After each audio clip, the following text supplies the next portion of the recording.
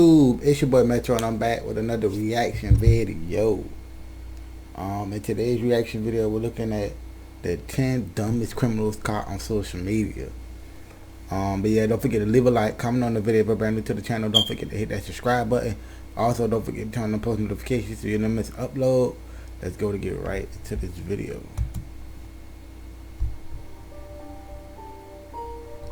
Oh yeah, this video is brought to you by Factfaction. That's right, Factfaction. I'm doing a reaction to Factfaction. Oh, my bad. Factfaction. Excuse me. Factfaction. Some criminals are incredibly intelligent, able to evade justice for months, years, or even a life. Not so much. Even those who break the law can fall victim to the powerful urge to share their lives online, overriding their common sense completely. Today, we'll be looking at 10 of the dumbest criminals who were caught thanks to social media. Hold on, you guys. Hold on. Don't forget to get the battery.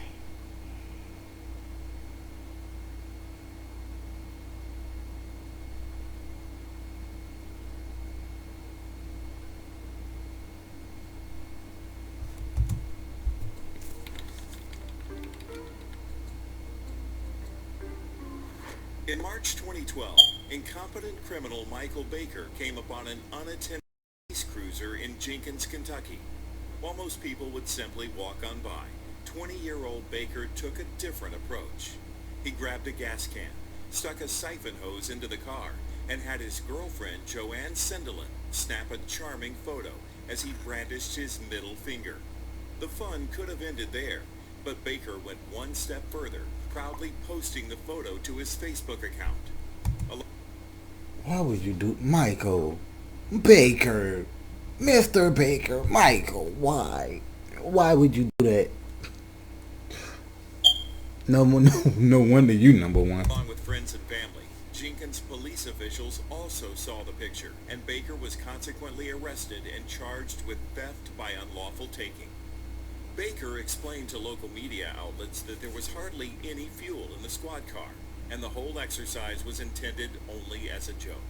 He told TV station WYMT, "We was just standing there and thought it would be funny to take a picture and then post it on Facebook." Sandelin added, "Yeah, we're sorry, but it was just a joke. I mean, if we was going to steal gas, we wouldn't put it nationwide on Facebook. We don't steal anyway, but we're sorry." Police Chief Alan Borms told media that if Baker was willing to steal from the police, he'd steal from just about anybody. You ain't lying. Despite his impressive explanation and his girlfriend's heartfelt apology, Baker spent the night in jail as a result of this photo opportunity.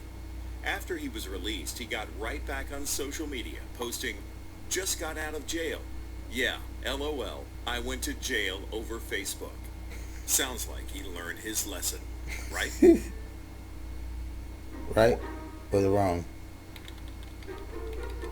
Thursday Night Live. Kevin Gaines Jr. of DeLand, Florida was a wanted man in November 2019.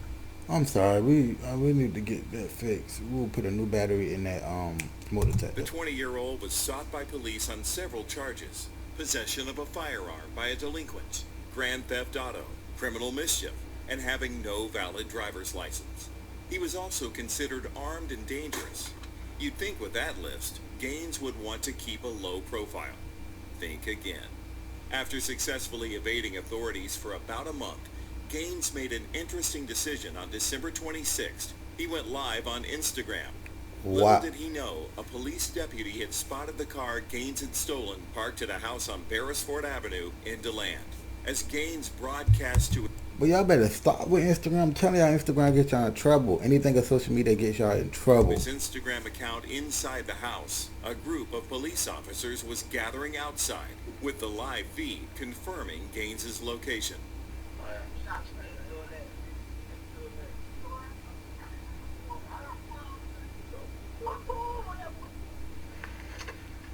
Dave, get to the house. He just shut his live off and said the cops are here.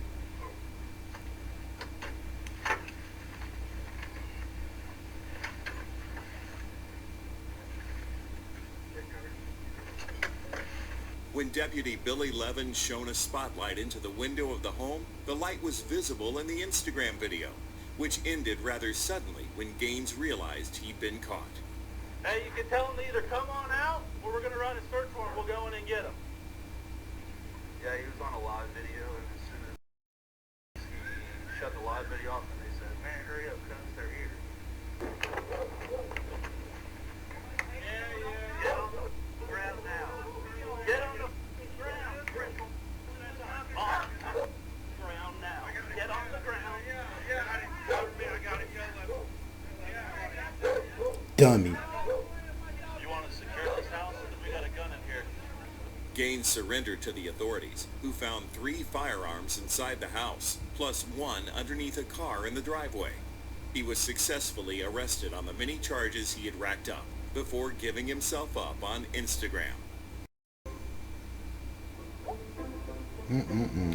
Big old dummy. Big fool. British man Michael Ruse was on trial for assault in June 2012. The 21-year-old was accused of violently attacking his friend's father using a baseball bat and a baton, and he had entered a not guilty plea. Being tried for a crime is pretty stressful, but Ruse wasn't worried about being convicted. In fact, as the trial progressed, he was so convinced that he'd be found not guilty that he shared his high hopes on his Facebook account. Ruse did use a pseudonym on Facebook, posting under the name Michael Miles, but that didn't protect him from the consequences of his foolish words. Throughout his 2-week trial, he shared gems like, "Nearly time to leave for Crown and see the stuck-up judge." But the stupidest moment of all came when Ruse shared an update that said, "Another week at court." A friend commented on the status asking about his case, and Ruse unbelievably responded, "Yeah, I think I got away with it, to be honest." Wow. He even managed to misspell got. 6 people liked this incredibly foolish status update, but one of Ruse's Facebook friends with a taste for justice printed the evidence and got it into the hands of prosecutors. Since he had been caught essentially confessing to the crime, Ruse had almost no choice but to change his plea to guilty.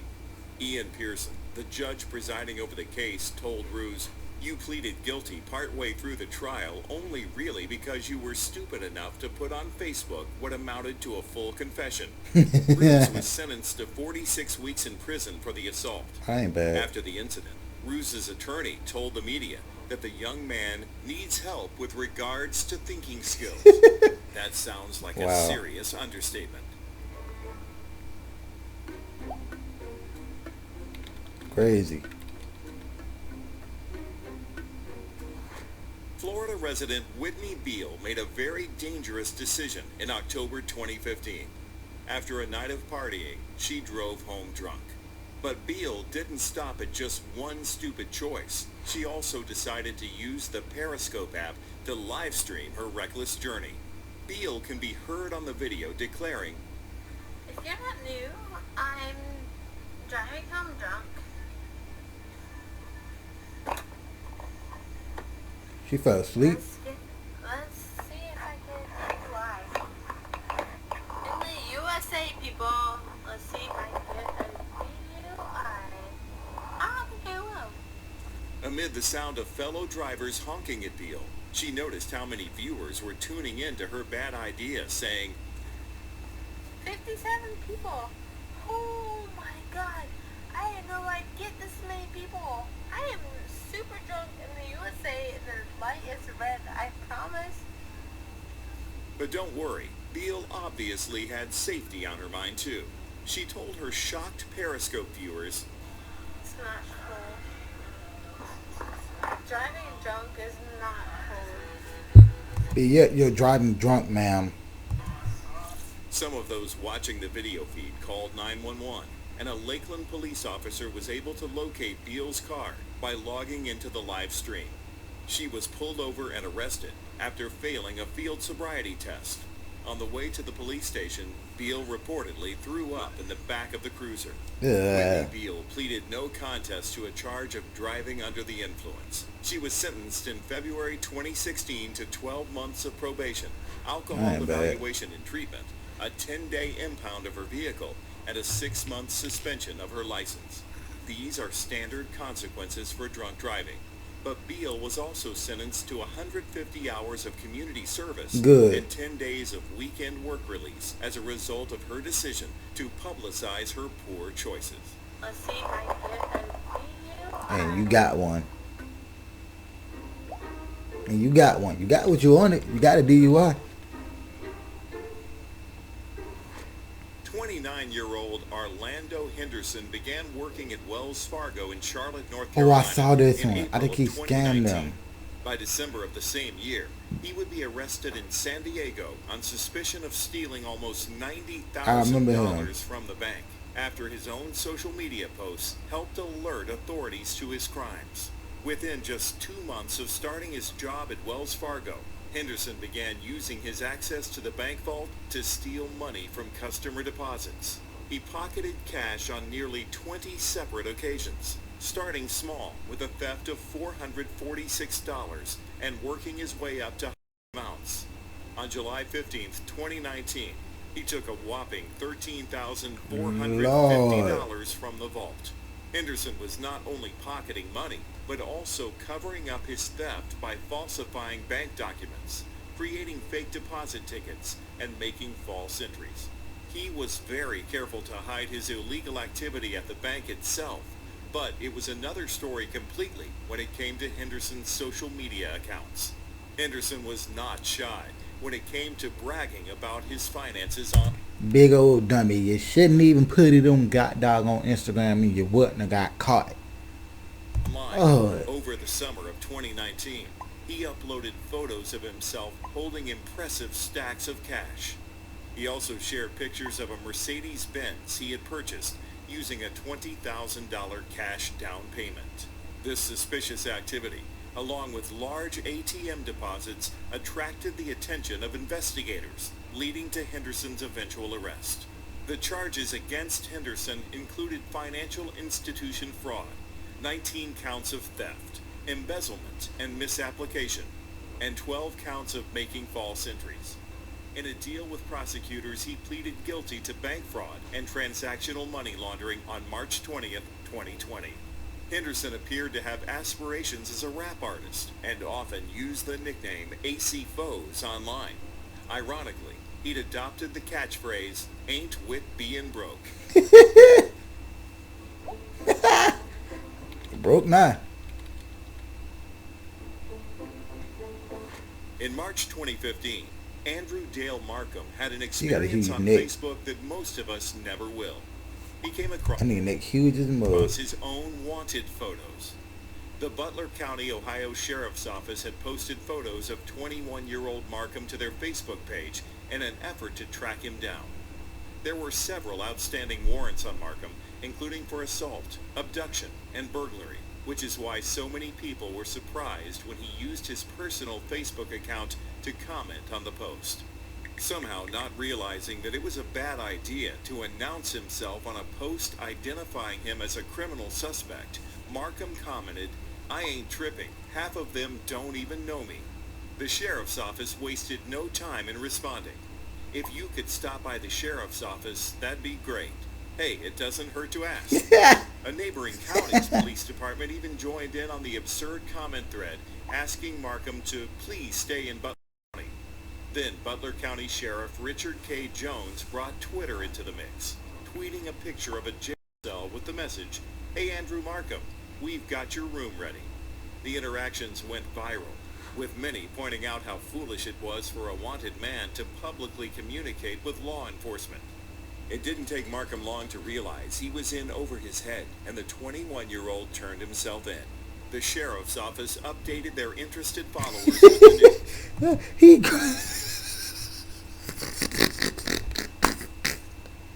Look at his Andrew face. Dale Markham will be off Facebook temporarily because there is no social media access in the Butler County Jail. He's turned himself in. Thanks to our Facebook and Twitter friends for helping turn up the heat. Despite his bravado on Facebook, Markham didn't hold up so well in real life, judging by his tear-stained face in his mugshot.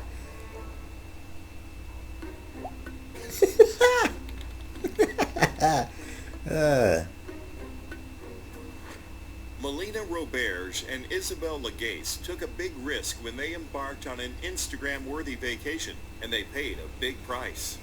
In 2016, the pair of Canadian women boarded the MSC Princess for a 7-week cruise, traveling from Britain to Ireland, the United States, Bermuda, Colombia, Panama, Ecuador, Peru, Chile, and Australia. But thanks to a tip-off, when the ship docked in Sydney on August 28th, police dogs discovered 35 kilos of cocaine stashed in suitcases in their cabin, including the drugs found elsewhere on the ship. The entire haul was worth around $16 million. Roberge had been approached to take the extensive trip by a wealthy Canadian man she would not identify, but called her sugar daddy. They'd met in 2015 when Roberge began working as an escort for the man, and he had offered her the free vacation in May 2016. Not only would she not have to pay for travel, she'd be given spending money and an additional sum when she got home. Roberge would be a decoy. She'd room with Legace, who was on the trip to pay off a debt of her own. Their job was to look pretty and throw off any suspicion about the drug smuggling that was the true purpose of the cruise. Roberge assumed the amount of drugs being moved would be small, a few kilos at most. The money and the travel were enticing, but even more attractive was the opportunity to fill her Instagram account with photos of her luxury journey. And the Instagram content was impressive. The Australian tabloids dubbed the beautiful Roberge and Legace cocaine babes. The lifestyle they documented on social media did seem lavish indeed. They shared photos from the luxury cruise ship and from the exotic destinations where it stopped: New York, French Polynesia, Peru, the Caribbean. 2 days before the ship arrived in Sydney, the women's luggage was stuffed with cocaine by others involved in the crime. They were told to pass through customs with the drugs, but they never had the chance. In April 2018, Roberge was sentenced to 8 years in Australian prison for her part in the smuggling attempt. Legace was sentenced in November to 7.5 years. Both women are likely to spend 4 years and 9 months there before being deported back to Canada. Their fellow Canadian smuggler, 65-year-old Andre Tamman, was sentenced to 8 years as well. Okay, they did catch him. Okay, that's good. It's not a job, it's a career, and it's a calling.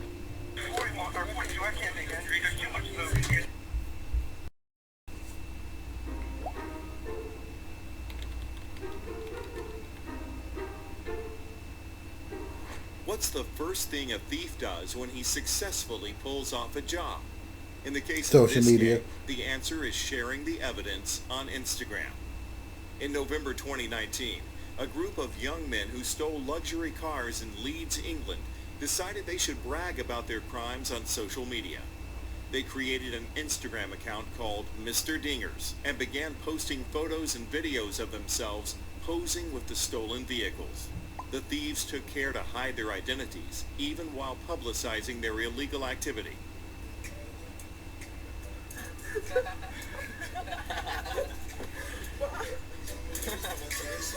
Rob the box plate.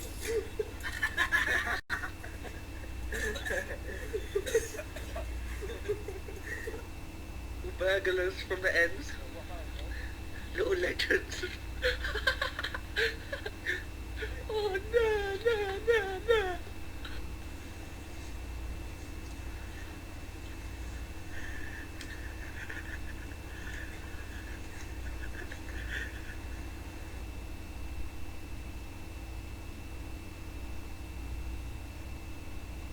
"21-year-old Frankie Allwork shared a photo of himself in front of a stolen Audi A6 worth nearly $85,000. His face obscured by an emoji. 20-year-olds James Holroyd and Bryn Carey posed in similar pictures, and a video shared on January 7th, 2020, where they drove the stolen Audi. I bet you that's what got him.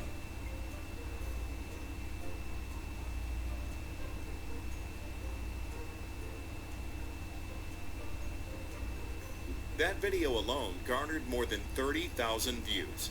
Unfortunately for these young men, the West Yorkshire police were already hard at work investigating a series of car thefts in the area that had taken place over a period of several months.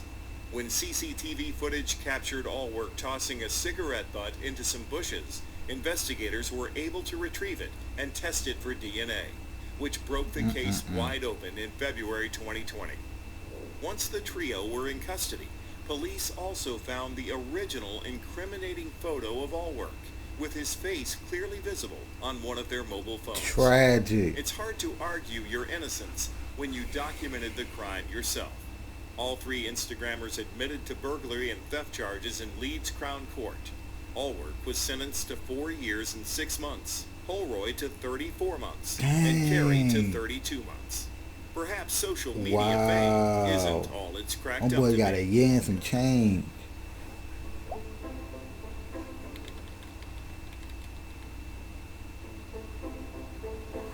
In May 2015, 23-year-old Dominic Antonio Alfonseca robbed a bank in Virginia Beach. He walked into the establishment, handed the teller a note demanding cash, received it, and left. At this point, most thieves would be satisfied with a job well done. But Alfonseca didn't stop there. Within 20 minutes of the robbery he just pulled off, he managed to share a photo and video evidence of the act on his Instagram account. Dummy.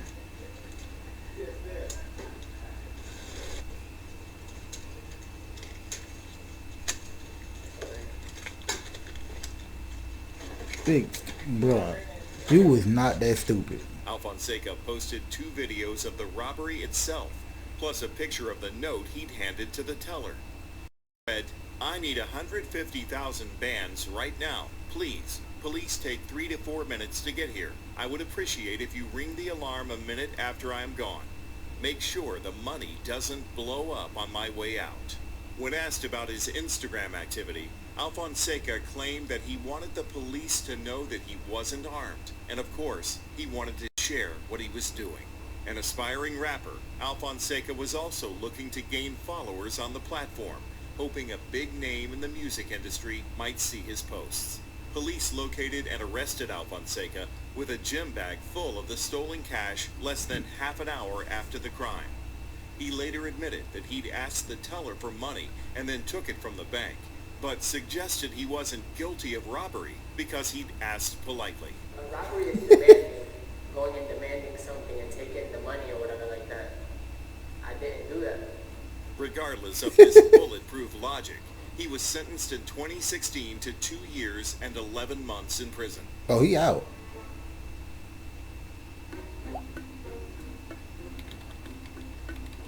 Trying to catch me if you can. 27-year-old Lord. Shia Wilson was a typical mother of 3 who managed to steal an estimated $20 million from the IRS. Oh, girl. In 2010, police in Tampa noticed a decrease in drug dealing in the city, which suggested a different kind of lucrative criminal activity had taken its place. That activity was tax fraud, as discovered in a 2-year multi-agency investigation. Scammers were using stolen Social Security numbers to file fraudulent tax returns. Wilson, rather than laying low and enjoying her profits, chose to fund a noticeably lavish lifestyle for herself and her children, share incriminating photos of herself holding huge stacks of cash, and to proudly proclaim on Facebook that she was involved in the scam. Her incriminating post read, "I'm Shia, the queen of IRS tax fraud. I'm a millionaire, for the record, so if you think indicting me will be easy, it won't, I promise you. You need more than black and white to hold me down. And that's to the rat who went and told, as if First Lady don't have the TPD under her spell. I run Tampa right now." Wow. As if this social Dumb. media confession wasn't telling enough, police also discovered expensive designer items and an unusual number of security cameras at Wilson's home in Wimauma, Florida. Wilson pleaded guilty to wire fraud and aggravated identity theft. During her trial, she claimed her Facebook was hacked and that she didn't write the bragging status that sealed her fate. Despite this flimsy excuse, she received a 21-year sentence in 2013. See, you messed up with your kids, bro. That's what I'm talking about. Like, you got 3 kids. And was ordered to pay $3.1 million in restitution. After successfully appealing in 2014, Wilson was resentenced in 2015 to the same term. Which of these self-incriminating criminals do you think was the most foolish? All of them. All of them. Shoot. That's it for the video, guys. Hope you guys enjoy. It's your boy Metro, and I'm out. Peace.